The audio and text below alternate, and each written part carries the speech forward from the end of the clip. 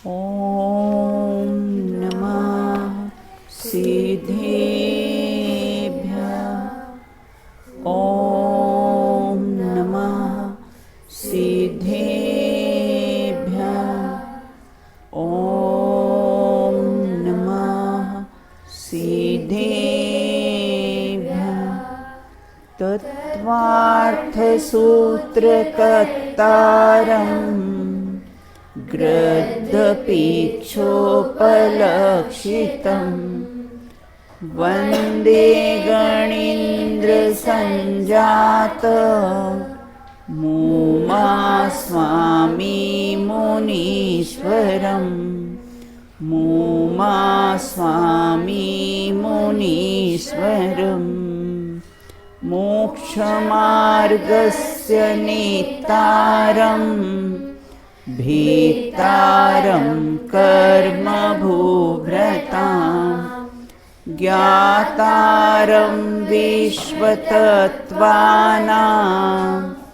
वन्दे तद्गुणलब्धये वन्दे तद्गुणलब्धये। अपनी चर्चा यहाँ पर तत्वार्थ सूत्र ग्रंथ के माध्यम से अध्याय 2 पर जो उसका प्रथम सूत्र है उस पर अपन ने चर्चा प्रारंभ की थी।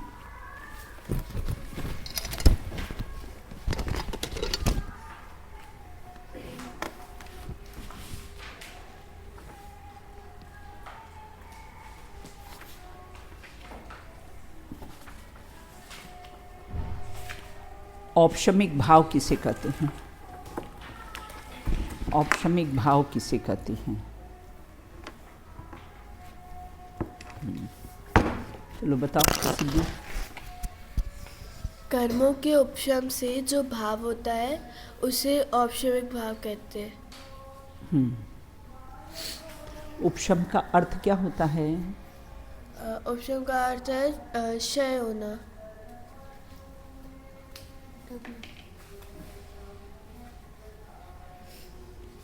क्लास में ध्यान कहाँ रहता है? उपशम का अर्थ दबना होता है।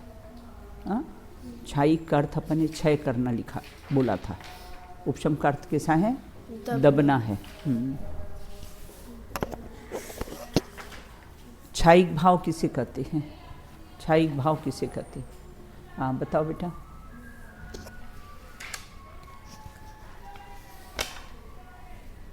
कर्मों के क्षय होने को ही क्षय भाव कहते हैं। और क्षय भाव का अर्थ होना है कि क्षय होना कर्मों का क्षय होना। क्षयोपशमिक भाव किसे कहते हैं? हाँ बताइए अंतरा। क्षयोपशमिक भाव किसे कहते हैं? आज कुछ बच्चियाँ कम आई है क्लास में। कर्मों के क्षयोपशम से जो भाव होता है उसे क्षयोपशम भाव कहते हैं। इसका उदाहरण अपन ने क्या लिया था? इसका उदाहरण अपन ने क्या लिया था क्षयोपशमिक भाव का? मैंने 3 ग्लास का उदाहरण दिया था ना पानी का। तो इसमें क्या लिया? जैसे 2 ग्लास लेते हैं और 1 ग्लास में पानी लेते हैं, उसमें फिट कर ही डालेंगे। मैंने क्षयोपशमिक भाव का पूछा।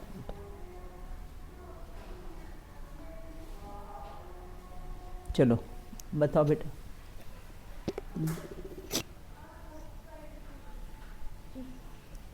जैसे ग्लास है तो अगर एक ग्लास में जो पानी है वो मल्स के साथ है, तो यदि हम उसे दूसरे ग्लास में तो हम उसे न तो क्लास में ध्यान से सुना होगा, नहीं नोट किया होगा। 3 भाव के लिए 3 मैंने उदाहरण दिए थे ना आप लोग को। चलो बताओ भूमि।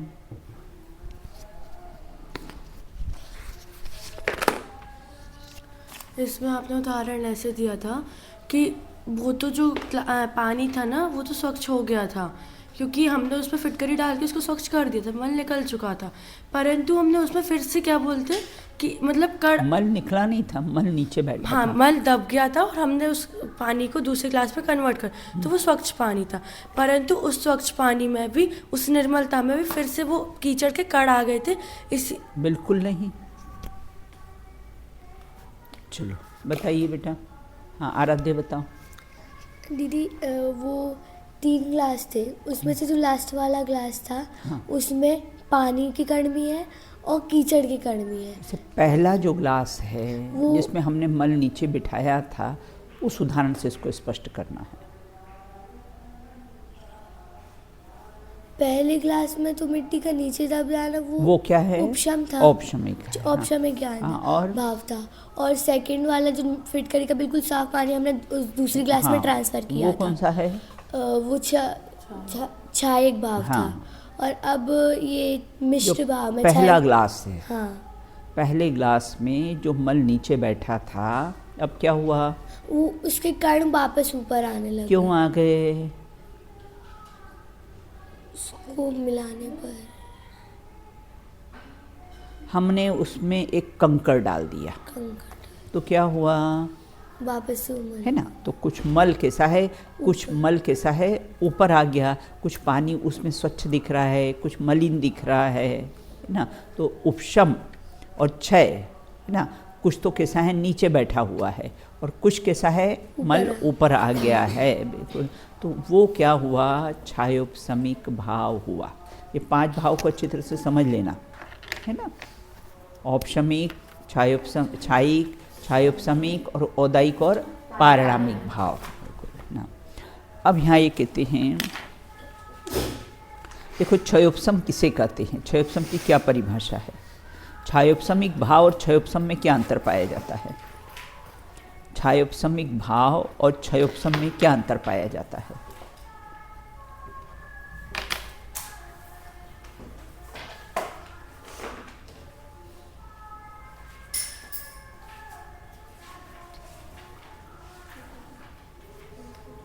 चलो आराध्या बताइए। कर्मों के क्षयोपशम से जो भाव होता है उसे क्षयोपशमिक भाव कहते हैं। परंतु वर्तमान काल के उदय में क्षयोपशम मतलब हमारा प्रगट उघाड़ ज्ञान, हाँ, है ना।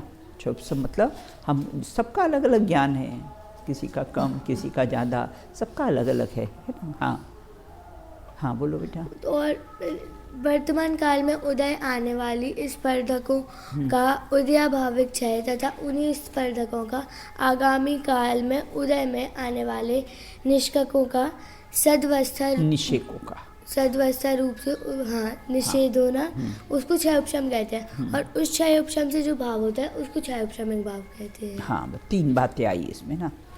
सबसे पहला क्षय, फिर उपशम और फिर उदय, है ना। तो किसका क्षय हुआ है ना? वर्तमानकालीन सर्वघाती प्रकृतियों का कैसा है? क्षय हो गया, उदयाभावी क्षय हो गया। एक बात है ना, 3 टुकड़ों में इसको याद करना। दूसरा है ना, जो भविष्य में जो कर्म प्रकृतियाँ उदय में आने वाली है, ऐसी सर्वघाती प्रकृतियाँ भी सत्ता में दबी हुई है, ये उपशम हो गया। और थर्ड क्या हुआ है ना, उसी में कैसा है अब ना, देशघाती प्रकृति। 2 में तो सर्वघाती लेना, 1 में देशघाती प्रकृतियों का कैसा है? उदय हो गया। वह कैसा है? क्षयोपशम है। इस प्रकार कैसा है? 3 है ना, 3 बातें इसमें आई है। देखो, उपशम, क्षयोपशम मतलब क्षय, और कैसा है? थोड़ा उघाड़ और थोड़ा दबना, है ना। उपशम मतलब दबना, सर्वघाती प्रकृतियों का कैसा है? ये उपशम मतलब अपना ये इसका औपशमिक भाव, और छायोपशमिक भाव में कुछ उघाड़ और क्षय में कर्म प्रकृतियों का क्षय हो जाना, वो कैसा है? क्षायिक भाव, है ना। ग्लास के उदाहरण से समझाया, हाथ के उदाहरण से समझाया आपको, है ना। औपशमिक, छायोपशमिक और क्षायिक भाव। अब अपनी चर्चा यहाँ पर सर्वघाती किसे कहते हैं ना, सर्वघाती प्रकृति। Question number 9। उसमें आता है ना सर्वघाती प्रकृति। सर्व जो सम्यक्तवादी, जो ज्ञानादिक अनुजीवी गुणों का जो पूरी तरह से ढक दे, जो घात कर दे, उसे सर्वघाती प्रकृतियाँ कहते हैं। बिल्कुल घात का अर्थ क्या लेना? स्वभाव का अंश पर्याय में प्रकट नहीं होना, उसका नाम में आराध्या क्या है? घात करना है। बिल्कुल है ना। स्वभाव घात का अर्थ नष्ट करना नहीं, अभाव करना नहीं। नोट करो बेन जी, नहीं तो याद नहीं रहेगा, हम कोई अकलंक नहीं है। स्वभाव का अंश पर्याय में प्रकट नहीं होना, उसका नाम है घात। ये कहाँ पीछे चाहे जहाँ कहाँ लिख रही हो?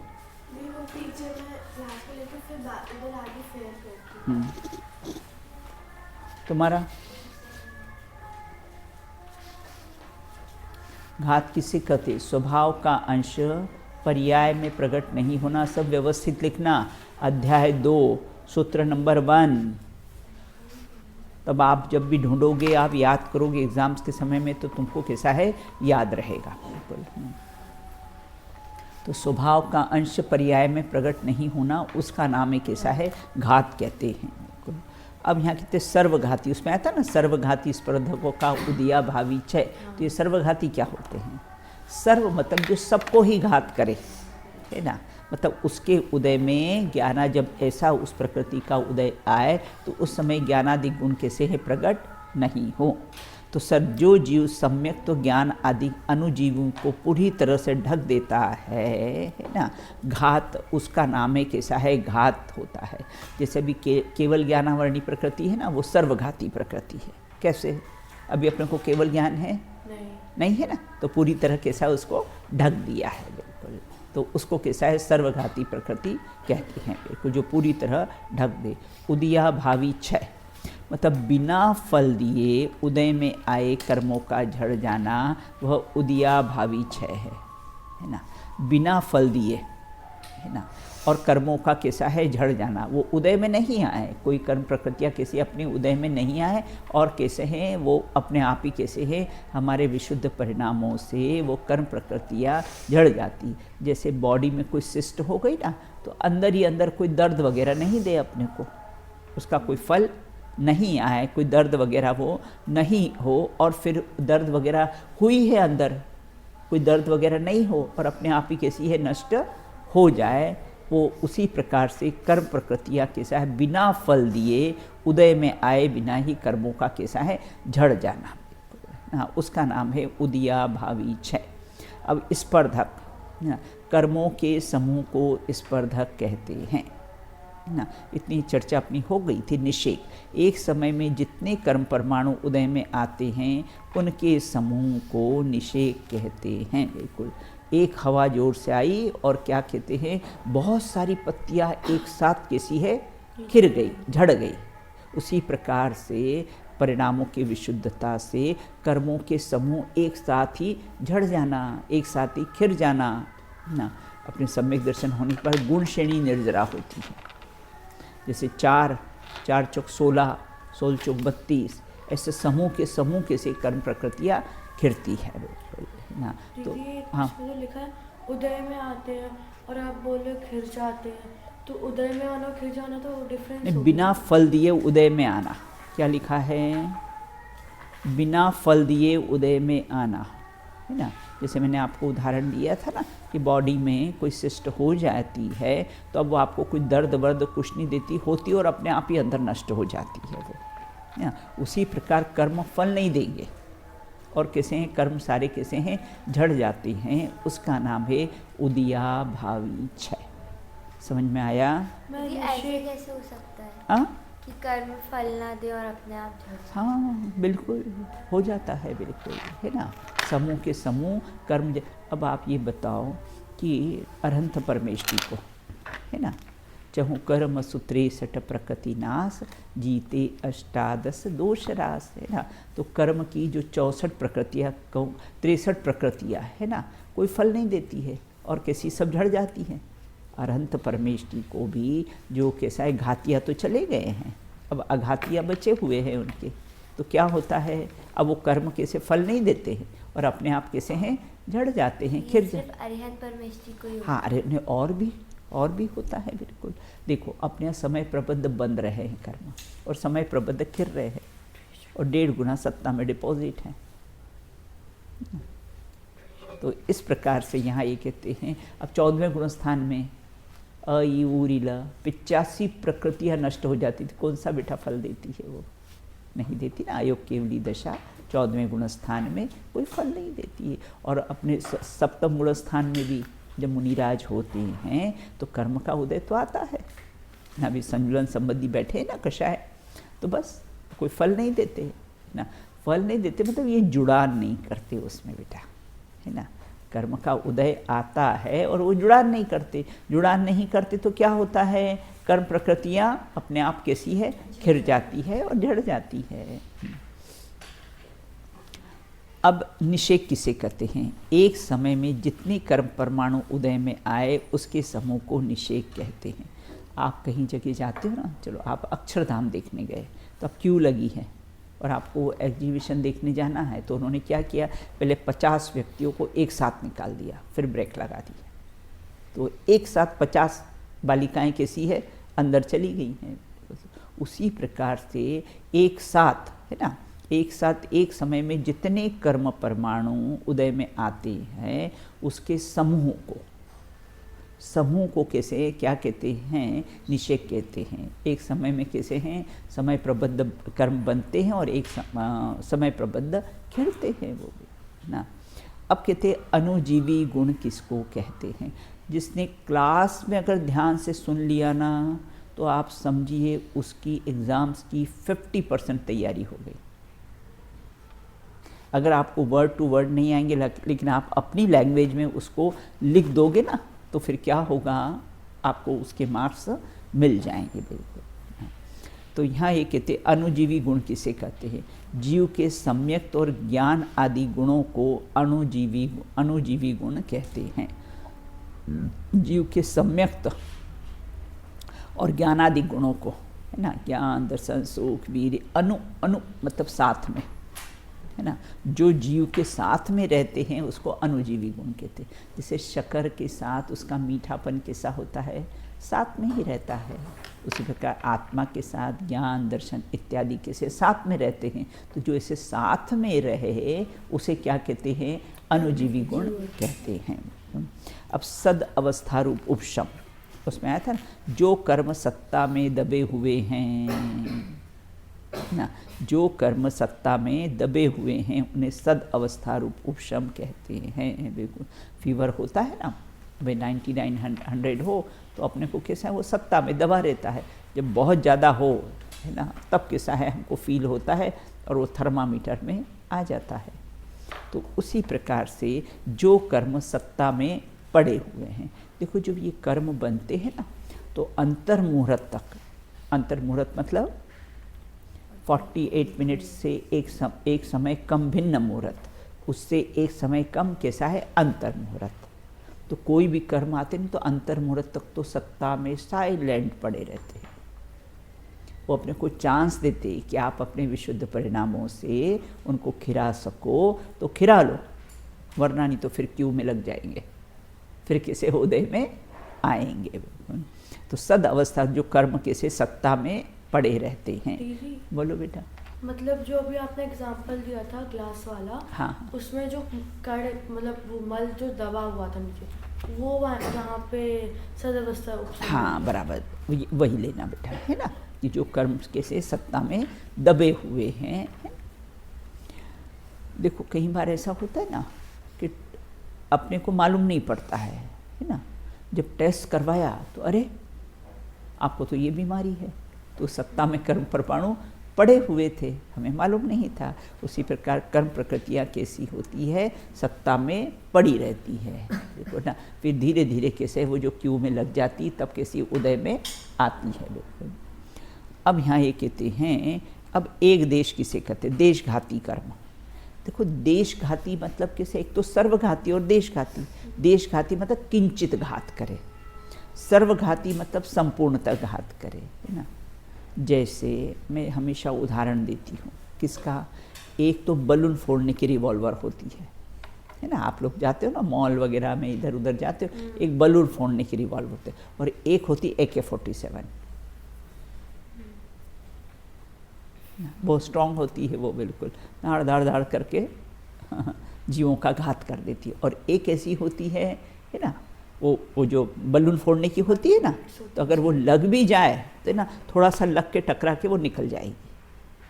तो देशघाती कर्म प्रकृतियाँ किसकी है? वो बलून फोड़ने की रिवॉल्वर के समान है, जो घात तो करती लेकिन किंचित घात करती है।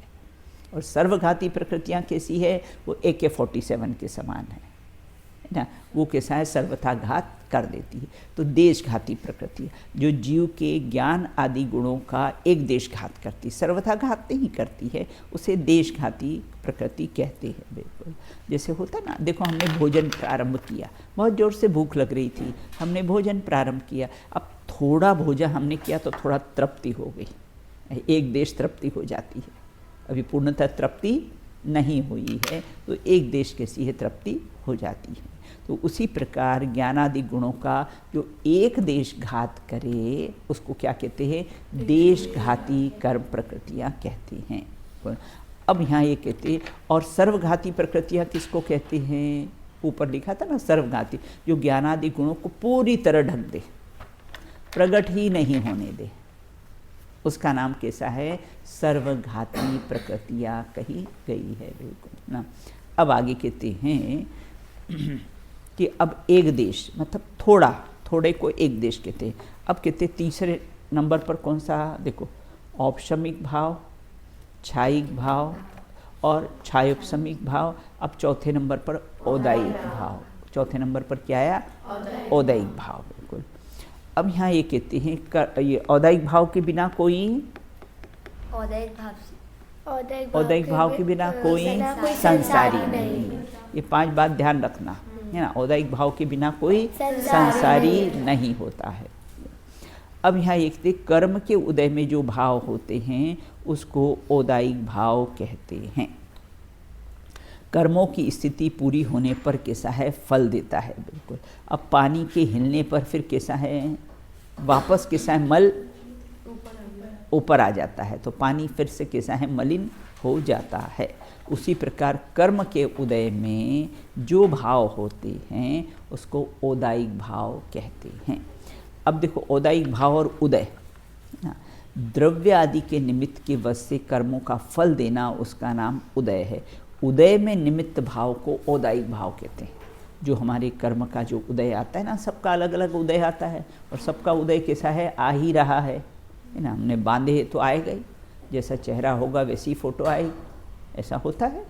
चेहरा ऐश्वर्या का और फोटो अफ्रीकन की, ऐसा तो नहीं होता ना। जैसा चेहरा होगा, जैसे कर्म बांधे हैं, वैसे उदय में आएंगे। अपने को किसी से शिकवा शिकायत करने की ज़रूरत नहीं। ये लड़की इतनी होशियार क्यों है, और फिर उससे जलेसी करे, और हमें तो कैसा है? याद नहीं रहता है। उसने उसके कर्म का उदय है ना, उसने पूर्व में ज्ञान दान दिया होगा, जिनवाणी को बहुत विनय से पढ़ा होगा, है ना। किसी को कैसा है? कोई बताने पूछने आए तो उसको बताया होगा, इसके कारण उसका क्षोभ समय अच्छा है। तो ये कैसे हमने ही बांधे हैं ना कर्म। तो यहाँ ये कहते हैं कर्म के उदय में जो भाव होते हैं वो औदायिक भाव होते हैं। द्रव्य आदि के निमित्त के वश से जो कर्मों का फल देना, उसको कैसा है? उदय कहते हैं। अब पारिणामिक भाव, अंतिम कौन सा है? पारिणामिक भाव, है ना। पारिणामिक भाव के बिना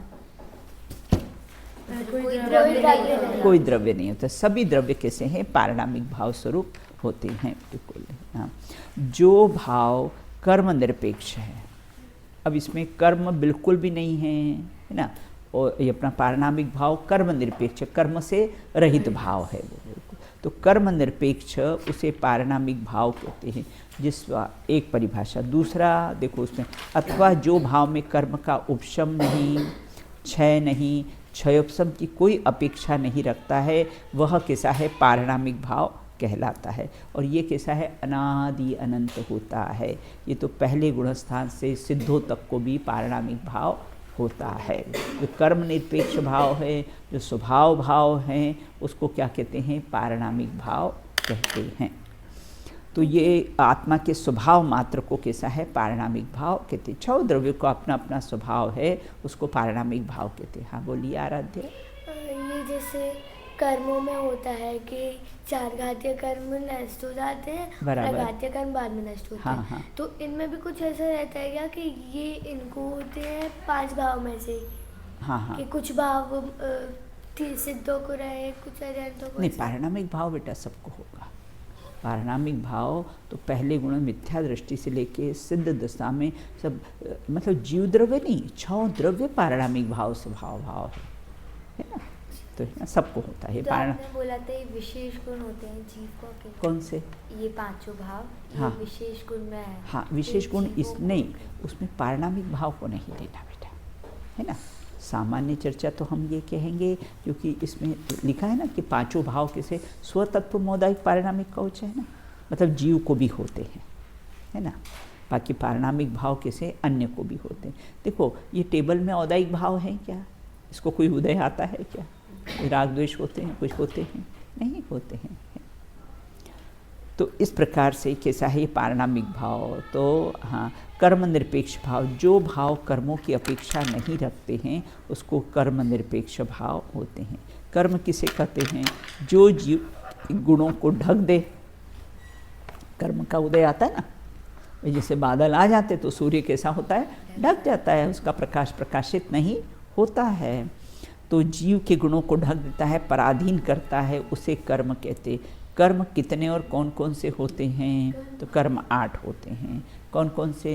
ज्ञानावर्णी, दर्शनावर्णी, वेदनीय, मोहिनी। आयु, नाम, गोत्र।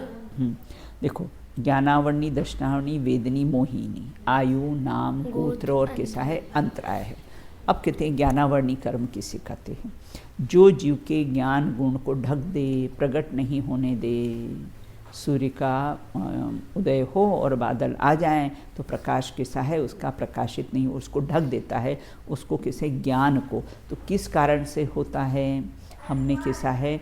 छुपाया होगा। अपने को ज्ञान हो तो अपन छुपाते हैं, किसी को बताते नहीं हैं। अरे बता देंगे तो इसके मार्क्स अच्छे आ जाएंगे, मेरे मार्क्स कम आएंगे, ऐसी जिसकी भावना होती है ना, उसको ज्ञानावर्णी कर्म का बंध होता है।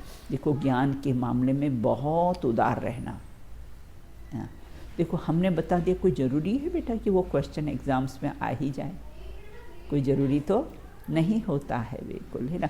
को ज्ञान के मामले में, और ज्ञान ऐसी चीज़ है बेटा कि जितना बांटो है ना उतना, जैसे 3 चीज़ें, भूख, निद्रा और ज्ञान, जितना बढ़ाओ उतना बढ़ जाएगा। आप 2 चपाती खाते हो और अगर 3 चपाती खाने लग गए तो आपकी डाइट 3 चपाती हो जाएगी। तो आहार, निद्रा, जितना सोगे उतनी बढ़ेगी। और आपने फिक्स कर लिया है कि हमको कैसा है, इतना ही सोना है, बस 5-6 घंटे की नींद सफिशिएंट है। इससे ज़्यादा तो कैसा है, सोना ही नहीं चाहिए। मैं तो शायद 4 घंटे ही सोती हूँ बिल्कुल। तो इस प्रकार से, और ज्ञान जितना बांटोगे, जितना सबको दोगे, है ना, उतना आपका ज्ञान बढ़ेगा। और ज्ञानावर्णी कर्म की प्रकृतियाँ कैसी है, उसकी उपशम और क्षय होगी। जैसे ज्ञान के मामले में बेटा बहुत उदार रहना। तो अपने को आता हो और कोई पूछने आए ना, तुरंत बता देना। अभी कल तनिष्का था, प्रवचन था, अब मेरे को कुछ थोड़ा समय व्यस्त थी तो 1-2 बार आई वो, मैंने कहा ना। फिर मैंने रात को 11 बजे उसको बुलाया, मैंने कहा बेटा बुला कर लाओ उसको क्या समझना है मैं समझाती हूँ उसको। तो ज्ञान के मामले में बेटा है ना बहुत उदार व्यक्ति होना चाहिए। उससे अपनी ज्ञानावर्णी कर्म का कैसा है, कभी छुपाना नहीं, खूब बांटना, है ना। जो मेहंदी जो बाढ़ लगाता है ना, उसके हाथ तो ज़रूर लाल होते ही होते हैं। इसलिए आपने किसी को ज्ञान बताया है, ज्ञान बांटा है, तो आपका तो ज्ञान बढ़ेगा ही बढ़ेगा, बिल्कुल, है ना। तो इसलिए कभी ज्ञान को छुपाना नहीं है।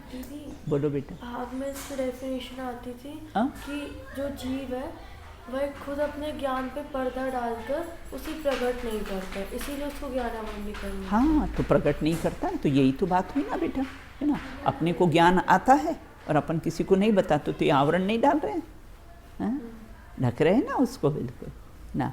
अपन छुपा रहे हैं ना, उसको ढक रहे हैं ना। अपना ज्ञान का अभिमान करना, सामने वाले को ज्ञान नहीं हो तो उसको नीचा दिखाना, इस सब से ज्ञानावर्णी कर्म का कैसा है बंध होता है।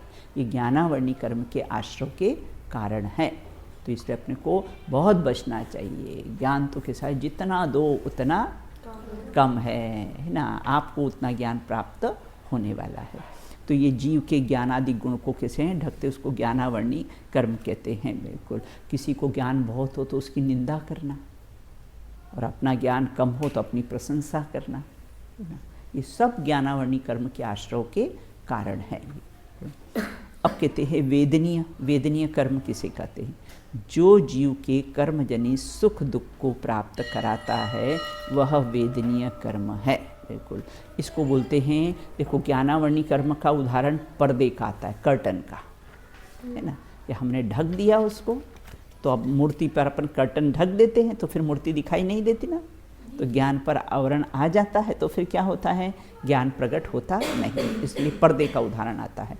और वेदनीय कर्म में शहद से लिपटी हुई तलवार, वेदनीय कर्म में शहद से लिपटी हुई तलवार, जैसे शहद मीठा होता है और हमने उसमें तलवार ऐसी कर ली और जीभ पर फिर ऐसा करा तो क्या होगा, है ना, शहद से लिपटी हुई तलवार, तो जीभ स्वयं की ही कटेगी। बिल्कुल, तो जो कर्म जनित में सुख दुख प्राप्त कराता है, बिल्कुल, है ना। साता वेदनी कर्म का उदय हो तो कैसा हम सुखी हो जाते हैं, असाता वेदनी कर्म का उदय हो तो हम दुखी हो जाते हैं। वेदनी कर्म सुखी दुखी नहीं करता है। तुम वेदन कैसा करते हो, सीता जी को जंगल में छोड़ा तो सुख का वेदन करने लगी, बहुत अच्छा हुआ। अगर रामचंद्र जी जंगल में नहीं छोड़ते तो आज मैं आरी का व्रत नहीं लेती, है ना। तो हम वेदन कैसा करते हैं उस पर डिपेंड। वेदनी कर्म दुखी नहीं करता है ना, और साता वेदनी कर्म कैसा है, सुखी नहीं करता। हम कैसा वेदन करते, हम कैसा फील करते ना, उसका नाम है वेदनीय कर्म। बहुत उदय हो, पाप का उदय हो, और कैसा है, जीव प्रसन्न रहे, बहुत अच्छा है, मेरे कर्मों की निर्जरा हो रही है ना, मैंने पूर्व में कर्म बांधे थे उसकी निर्जरा हो रही है, तो वो प्रसन्न रहे। तो इस प्रकार से ये वेदनी कर्म सुख दुख को प्राप्त कराने में निमित्त है, वो कैसा है, सुखी दुखी करता नहीं है। इस प्रकार की चर्चा है, वो उसकी शेष चर्चा अपन, ये अपना प्रकरण थोड़ा बड़ा है ना, तो इसलिए बेटा देखने नहीं देता, दर्शन नहीं करना। वॉचमैन 12 बजे आओगे तो मंदिर खोलेगा नहीं, बंद, अब आपके दर्शन नहीं होंगे, बिल्कुल, है ना। तो इस प्रकार से अब उसकी शेष चर्चा अपन करेंगे, इसमें थोड़ी अच्छी चर्चा अपन कर लेंगे, विषय समझने जैसा है। फिर बाद में तो अपने छोटे छोटे सूत्र हैं, बिल्कुल। हाँ, वो पढ़ लो बेटा।